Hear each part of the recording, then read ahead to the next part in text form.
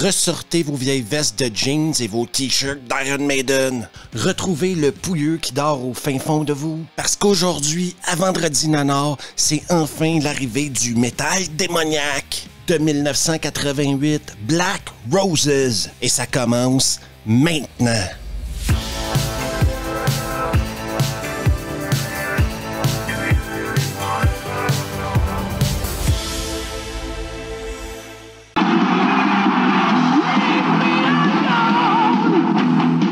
Le film commence en force dans un concert rock et on apprend tout de suite que le groupe qui est sur la scène sont des démons. Ça, c'est un choix artistique dans ce film-là que je comprendrai jamais. Pourquoi nous montrer tout de suite que les gars, c'est des démons? Pourquoi ils ont pas attendu genre à la demi-heure ou à 3/4 d'heure pour nous montrer que les gars, c'était des démons? Parce que disons que la surprise est ruinée un peu, là. Veuillez quand même noter la foule la plus beige de l'histoire du métal. Mais bon, on a quand même le droit à une chanson qui nous raconte que c'est eux contre le monde.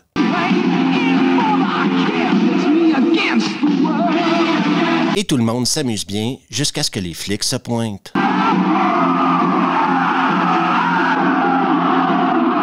Le film commence comme ça et c'est bizarre, oui, je l'avoue. Je comprends pas plus que vous à ce moment-là dans mon visionnement. Est-ce que tout le monde qui écoute leur musique devienne des démons? Peut-être. La réponse, un peu plus tard. Sinon, deux lambeaux se pointent dans un village et se stationnent en plein milieu de la rue. Un homme sort de la lambeau, fait le signe du diable et nous, en tant que spectateurs, tout ce qu'on peut faire, c'est admirer son mulet. Je dis ça, je dis rien, OK? Mais si t'as un groupe de métal qui fait sa promo sur des arbres, c'est le moment de revoir tes techniques de marketing. Mais bon, on arrive à l'école et on rencontre Johnny. Parce que dans sa classe, présentement, on est en train de parler de malveillance. Et Johnny, un rebelle de 32 ans probablement, a son idée de ce qu'est la malveillance. Il va bien sûr défendre Black Roses, le groupe qui est arrivé en ville tout à l'heure, et mettre en avant l'hypocrisie de la droite religieuse américaine. Ils aiment la méchanceté et ils aiment s'en débarrasser. Ils sont... Des hypocrites. C'est ça, voilà. Le prof, grâce à la puissance de sa moustache, je crois, trouve le moyen de relativiser. Dans cette ville, il n'y a jamais eu un concert de rock.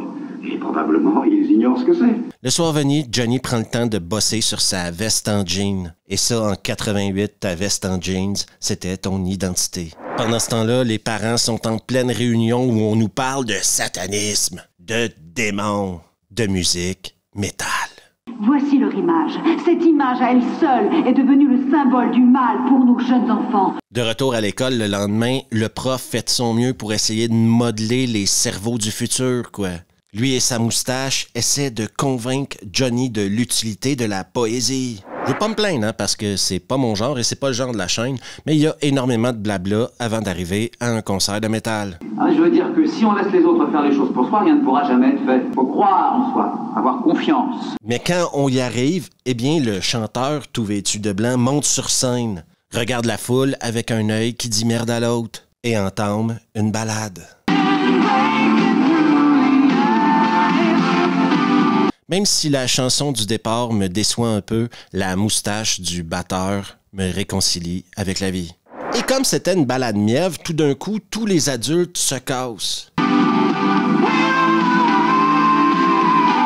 Et c'est ça, à quelque part, la magie du métal, OK?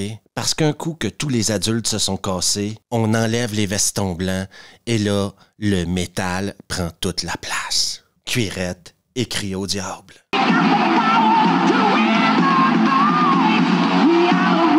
Le lendemain à l'école, tous les ados qui étaient au concert semblent avoir changé. Les filles ont de la laque dans les cheveux, les mecs ont des t-shirts d'Iron Maiden, et en plus, ils répondent à un professeur moustachu. Eh bien, j'aimerais savoir comment Whitman va m'aider dans la vie. Dans la cour d'école, ça ne va pas mieux. Le métal entraîne la violence. Le prof, justement, amène sa moustache rencontrer le manager du groupe métal. Il se pose des questions, le mec, OK? Ses étudiants sont en train de changer. Il se demande pourquoi est-ce que ce groupe-là est venu faire des concerts 4 dans mon bled pourri. Effectivement, c'est louche. Si au moins ils écoutaient notre musique, ils verraient que nous avons un message pour les jeunes. Et tu te poses la question si le manager veut répondre à ces questions ou lui filer un coup de langue. Vous rigolez? Regardez-vous, un vrai tombeur. Dans une maison de banlieue, on rencontre Pussy Bompanzaro. Pour ceux qui ont vu Les Sopranos, vous comprendrez la référence. Et lui, il aime pas trop le nouveau look de son gamin. Il y a deux sortes de gens qui portent des boucles d'oreilles. Les pirates et les PD. Et comme j'ai pas vu de bateau dans le jardin... Il va également remarquer quelque chose de louche avec le vinyle. Malheureusement pour Pussy, il devient la première victime du démon démoniaque métalleux.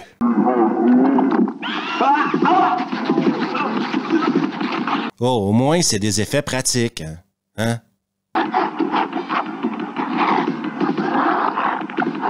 Salut toi, fan de musique du diable. Savais-tu que dans les années 80, c'était tout à fait normal de croire que le heavy metal ou le hard rock était la musique du diable? Imaginez ces quatre hommes-là dont le budget de mascara était supérieur à leur budget de cocaïne. Entrez chez vous.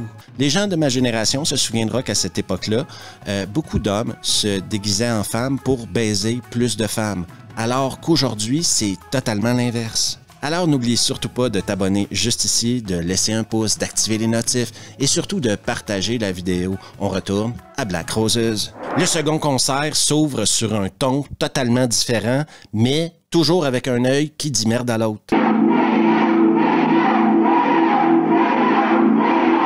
La puissance du métal de Black Roses est incroyable.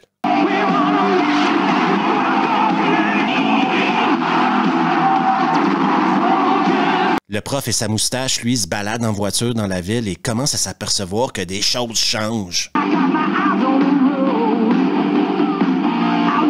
Il arrive chez son ex, question d'aller voir le père de son ex. Ouais, c'est une relation particulière dans ce film-là. Et là, elle va commencer à le faire chier parce qu'il est professeur et qu'il n'a pas d'ambition. C'est un travail noble, être professeur. Je vois pas pourquoi ça la fait chier qu'il soit juste professeur. Mais jamais j'aurais pu imaginer que ce serait pour apprendre l'alphabet à des crétins. Laissez-moi vous dire que sa moustache va le prendre personnel. Mais enfin, j'ai fait de mon mieux. Et c'est beaucoup mieux de tenter quelque chose que de ne rien faire. Johnny, lui, après le concert, rentre chez lui avec l'énergie d'un mec qui vient de voir le concert de sa vie. À peine couché qu'une ombre apparaît dans sa chambre. Cette ombre démoniaque rechercherait-elle la tendresse?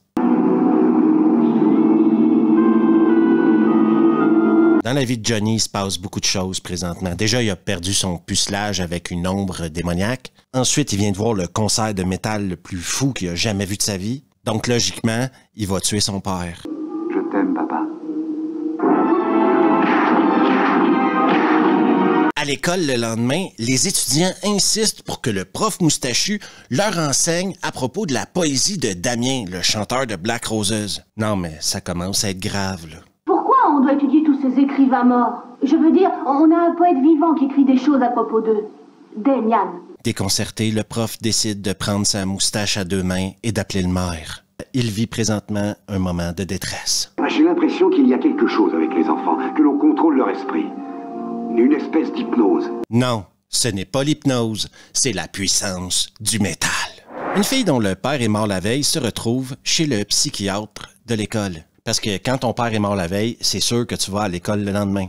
Et il va lui demander à cette jolie blonde, « Mais toi, tu te sens comment? » Non, le mec, c'est un pro, c'est clair. Laisse tes sentiments faire surface et n'aie pas peur. Et lui demander comment elle se sentait, eh bien, c'était une mauvaise idée.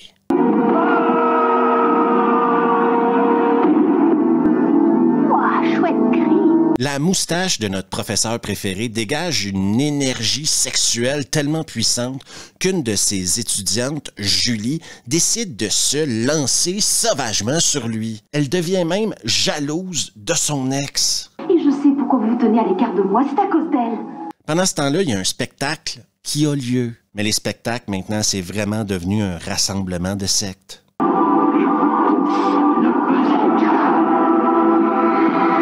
Mais, d'un côté positif, le chanteur Damien a réglé ses problèmes de strabisme.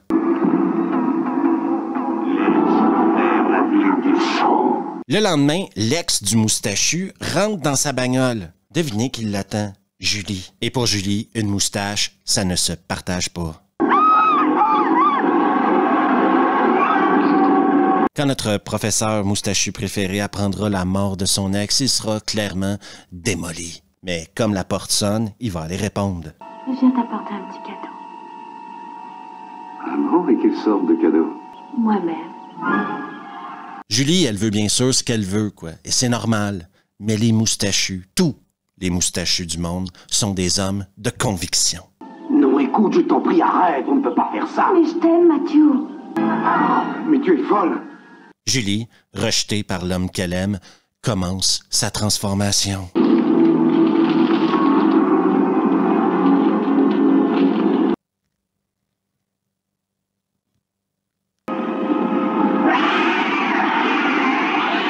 Mais croyez-vous que Julie, même transformée en démon, connaît la puissance combinée d'une moustache et d'une raquette de tennis?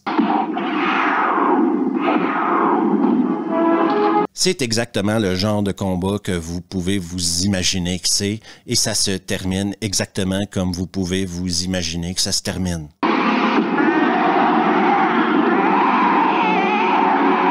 Dernier soir de concert et notre professeur moustachu décide de prendre les choses en main. C'est lui qui va mettre fin à l'influence démoniaque de Black Roses. Et subtilement, il va essayer de faire cramer la scène.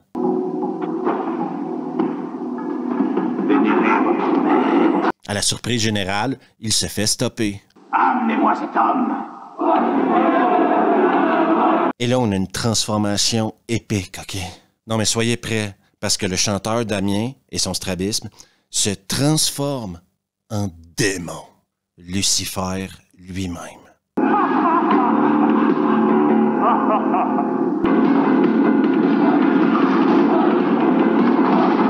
On voit l'inconfort dans le regard d'un moustachu qui, devant lui, fait face à Belzébuth.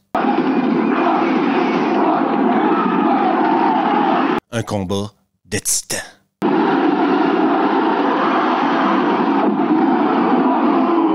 Un coup dans les burnes. Je pose la question comme ça, OK, mais le truc qui va lancer sur la scène, là, c'est pas le truc que t'as dans le coffre de ta voiture au cas où il faut que t'éclaires autour de ta voiture si t'as un accident la nuit? Retourne d'où tu viens. Et c'est la fin de Black Roses. Les Black Brothers viennent d'arriver à New York afin d'y donner une série de 5 représentations avant de se produire en Angleterre. Une conclusion en 2 thèmes. Un côté, le nanar, le film en tant que tel. De l'autre, la thématique du film. Parce que ce film-là, quelque part, c'est le Polaroid d'une époque, les années 80, où les gens croyaient que le métal, c'était la musique du diable. Quand je dis les gens, je parle bien sûr de la droite américaine, ou peut-être même de la droite française, de la droite canadienne, de la droite belge, surtout la droite religieuse, je dirais. Et selon moi, je dis ça, je dis rien, mais croire que la musique peut avoir de l'influence sur la violence, c'est très con. Et là, certains d'entre vous diront « Ouais, mais il y a des tueurs en série qui écoutaient telle chanson ou telle chanson. » C'était des tueurs en série. Qu'il y a eu cette musique-là ou pas, c'était quand même des tueurs en série. Si t'es fou, t'es fou. C'est pas de la musique qui va te rendre moins fou ou plus fou. Fou, il n'y a pas vraiment de niveau à fou, hein. Et il y avait quand même une belle quantité de nanars dans ce genre-là, de groupes de métal qui se transformaient en démons ou en loups-garous ou en vampires. C'était une mode comme un autre. Et ça abusait à fond de cette peur-là qui en était pas vraiment une en fin de compte. Bizarrement, de nos jours, il n'y a plus juste la droite religieuse qui veut censurer des trucs. Il y a également la gauche progressiste. Bizarre, hein? Comme les temps changent et se ressemblent. Sinon, le nanar en tant que tel est un pur délice pour les fans de nanar. On parle ici de costumes de démons en caoutchouc, de transformation montée à la hache, c'est ridicule. De jeux d'acteurs dignes de ce genre de nanar-là. T'es gâté. Que ce soit en VO ou en VF. Et dans ce cas-ci, la VF n'améliore pas le film. Non, la VF est très ordinaire et ça rend le film nanardesque encore plus, je pense. Pour les fans de métal et de nanar, il s'agit ici d'un incontournable. Non, ce film-là doit faire partie de votre collection. Pour les fans de nanar pur, vous allez passer un moment incroyable également. Oui, parce que c'est con. C'est très, très con. Et si je dois juger la qualité de la musique dans le film, ben, je vais vous dire que c'est une copie de ce qui se faisait à l'époque. C'est vachement inspiré de Judas Priest, selon moi. Donc, ce film-là, quelque part, c'est un face-à-face avec la nanardise et la bêtise humaine. On dirait presque que le scénario a repris tous les éléments qui faisaient peur à la droite religieuse et les a inclus dans le scénario. Tous les trucs surexagérés, etc., c'est dans le scénar. Il y a des scènes de ça, quoi. Le gars qui tue son père, la fille qui couche avec le père de son ami, le mec qui recule sur sa mère. Ah non, mais il y a de tout, hein. Ici, on est gâtés. Si vous ne le connaissez pas, je ne peux que vous le conseiller. Si vous l'avez déjà vu, le revoir ne sera pas une perte de temps. N'oubliez surtout pas d'aller dire bonjour à Revue le podcast, la chaîne sœur. Pour plus de nibards et moins de pubs, c'est sur Patreon que ça se passe, juste ici. Et toi qui n'es toujours pas abonné à YouTube, n'hésite surtout pas à te faire plaisir et à t'abonner juste ici, à laisser un pouce, activer les notifs et partager la vidéo avec tes amis. On se revoit la prochaine fois.